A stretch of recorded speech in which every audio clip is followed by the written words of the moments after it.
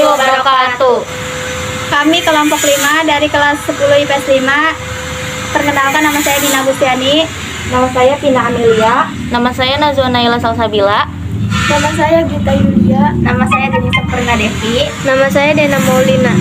Sejarah sebagai ilmu adalah memiliki metode, artinya sejarah harus melakukan pengamatan dan didukung dengan bukti-bukti sejarah yang terjadi di masa lampau.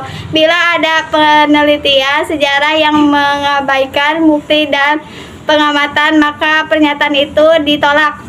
Sejarah sebagai peristiwa memiliki arti bahwa sejarah merupakan kenyataan atau realitas yang terjadi pada masa lalu.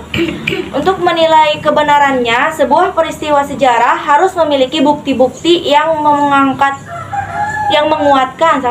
menguatkan seperti saksi mata, peristiwa, pengenalan dokumen, dan catatan. Sejarah sebagai kisah merupakan peristiwa sejarah pada masa lalu dikisahkan kembali dalam bentuk data sejarah. Data itu dapat berdasarkan sumber tertulis, ingatan pelaku, berita media, dan sumber-sumber lainnya. Sejarah sebagai seni pada dasarnya berkaitan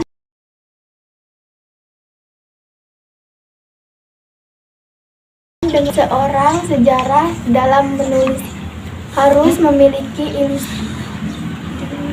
intuisi, imajinasi, emosi, dan gaya bahasa yang baik.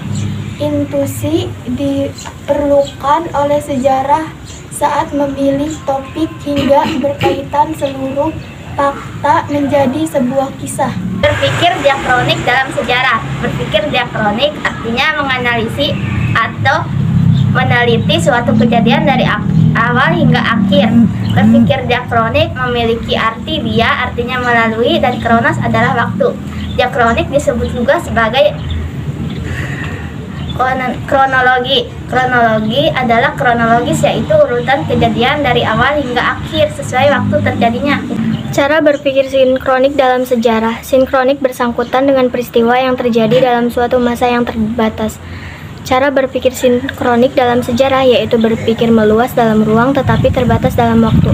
Pendekatan sinkronik biasanya digunakan dalam ilmu-ilmu sosial. Sinkronik lebih menekankan pada struktur dan hanya menganalisis suatu kondisi tertentu.